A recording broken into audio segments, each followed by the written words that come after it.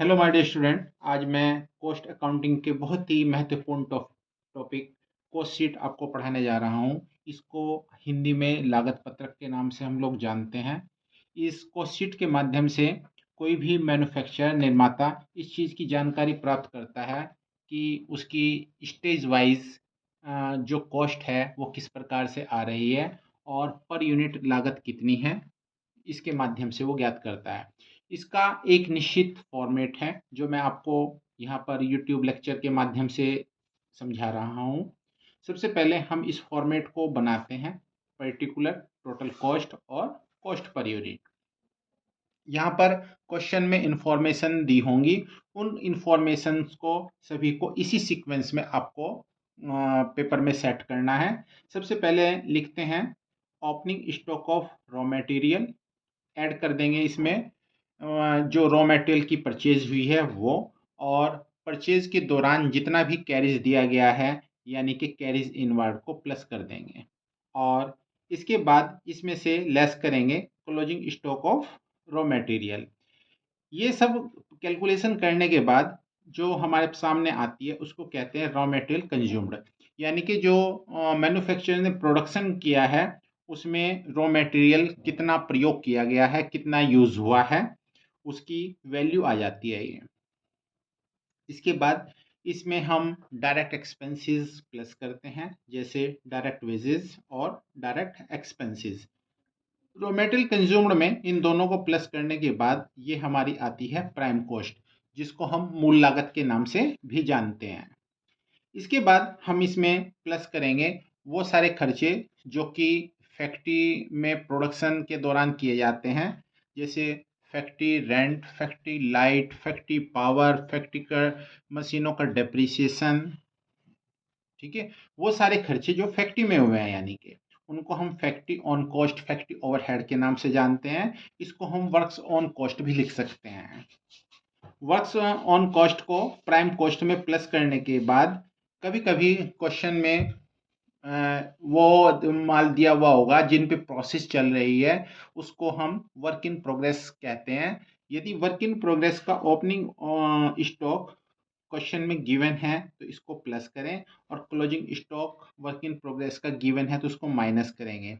इसके साथ ही कभी कभी कुछ कट पीस होती है जो स्क्रैप होती है, उसको बेच दिया जाता है, स्क्रैप को यहाँ पर लेस करेंगे, और ये सब कैलकुलेशन करने के बाद जो बचता है उसको हम फैक्ट्री कॉस्ट या वर्क्स कॉस्ट के नाम से जानते हैं।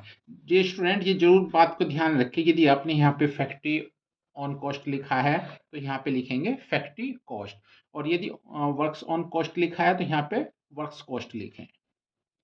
इसके बाद जितने भी हमारे ऑफिस के खर्चे होते हैं, ऑफिस से रिलेटेड एक्सपेंसेस होते हैं, जैसे सैलरी, जर्नल एक्सपेंसेस, ऑफिस की लाइट, ऑफिस का rent, all expenses which related to office, उन सबको ऑफिस ओवरहेड के नाम से आप यहाँ पे प्लस कर दें।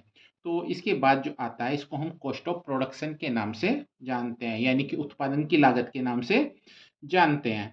इसमें जो माल बिक्री के लिए रेडी होता है उस माल को हम फिनिश गुड्स कहते हैं।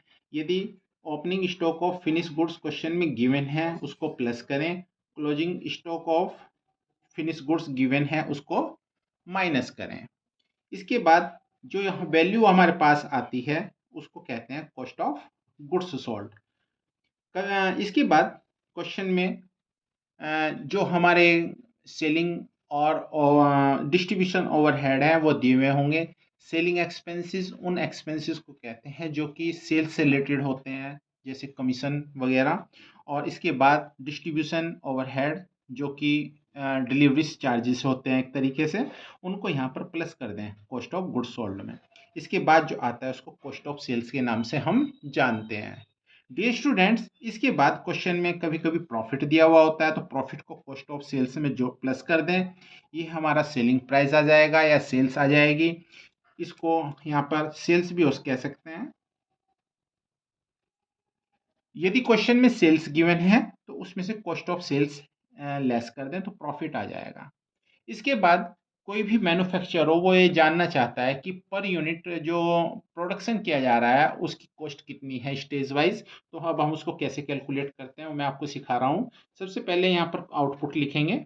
इस आउटपुट से जितना भी आउटपुट होगा उस आउटपुट से रॉ मटेरियल कंज्यूमर को डिवाइड कर दे तो हमें ये पता चल जाएगा पर यूनिट जो प्रोडक्शन किया गया है कितनी लागत आ रही है। इसके बाद जो डायरेक्ट वेजेस हैं, डायरेक्ट वेजेस को भी आप आउटपुट से डिवाइड कर दें तो इससे पर यूनिट हमारी जो आउटपुट है, जो वेजेस है वो पता चलेगा। इसके बाद ठीक इसी तरीके से जो डायरेक्ट एक्सपेंसेस दिया हुआ है, डायरेक्ट एक्सपेंसेस को भी आउटपुट से डिवाइड कर दें। इसके बाद ठीक इसी तरीके से इन सब का जो टोटल होगा वो प्राइम कॉस्ट होगी। पर यूनिट जो प्राइम कॉस्ट है वो कितनी है। ठीक, अब जो फैक्ट्री के जो एक्सपेंसेस हैं उनको आउटपुट से डिवाइड कर दें तो इससे हमें ये पता चलेगा कि पर यूनिट जो फैक्ट्री ओवरहेड है वो कितना है। डे स्टूडेंट ध्यान दें, जो स्टॉक दिए हुए होते हैं चाहे वो opening stock of raw material हो या closing stock of raw material हो, ओपनिंग वर्क इन प्रोग्रेस हो या क्लोजिंग वर्क इन प्रोग्रेस हो, opening stock of finish goods हो या closing of stock of finish goods हो, इनको डिवाइड करने की कोई ज़रूरत नहीं है, ध्यान रहे। तो इसी वजह से यहाँ पे ओपनिंग वर्क इन प्रोग्रेस को डिवाइड नहीं करना, ना क्लोजिंग वर्क इन प्रोग्रेस को डिवाइड करना है। ठीक है, यहाँ पर स्क्रैप को भी डिवाइड करें तो इससे पता रहेगा कि पर यूनिट जो स्क्रैप है वो कितना है। इससे आगे बढ़ते हैं, ये आती है हमारी फैक्ट्री कॉस्ट।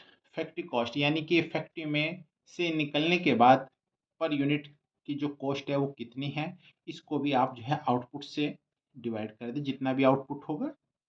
ठीक ऐसे ही अब आप यहाँ पर जो ऑफिस के खर्चे हैं, ऑफिस ओवरहेड हैं जिनका संबंध ऑफिस से है, उनको भी आप टोटल आउटपुट से डिवाइड कर दें और इससे पता चलेगा कि जो एडमिनिस्ट्रेशन खर्चे के जो खर्चे हैं वो पर यूनिट कितना आ रहे हैं। तो यहाँ से हम cost of production per unit calculate कर लेंगे। जैसे कि मैंने अभी बताया है, स्टॉक को डिवाइड करने की कोई आवश्यकता नहीं है, तो यहाँ पर जो फिनिश गुड्स का स्टॉक दिया है ओपनिंग और क्लोजिंग, इनको भी डिवाइड न करें। तो अब हम निकालते हैं cost of goods sold. Cost of goods sold को आप आउटपुट से डिवाइड करेंगे। ठीक इसी तरीके से जो total selling and distribution overhead है, total selling and distribution overhead को भी आप आउटपुट से डिवाइड करें तो ये हमारी कॉस्ट ऑफ सेल्स आ जाएगी। अब कॉस्ट ऑफ सेल्स को भी टोटल जो आउटपुट दिया हुआ होगा उनसे डिवाइड करें। ठीक ऐसे ही जो टोटल प्रॉफिट आया है, टोटल प्रॉफिट को आप आउटपुट से डिवाइड करेंगे तो ये हमें पर यूनिट का जो है प्रॉफिट पता चलेगा और पर यूनिट की सेलिंग प्राइस पता चलेगी। डियर स्टूडेंट्स, अभी मैंने केवल जो हमारा यूट्यूब का जो लेक्चर है ये केवल इसमें कॉस्ट शीट के फॉर्मेट पर फोकस किया है। नेक्स्ट लेक्चर में मैं आपको सिखाऊंगा कि आप काल्पनिक अंकों के माध्यम से कॉस्ट शीट किस प्रकार से बना सकते हैं। तो डियर स्टूडेंट्स, नेक्स्ट लेक्चर देखना न भूलें। Thank you.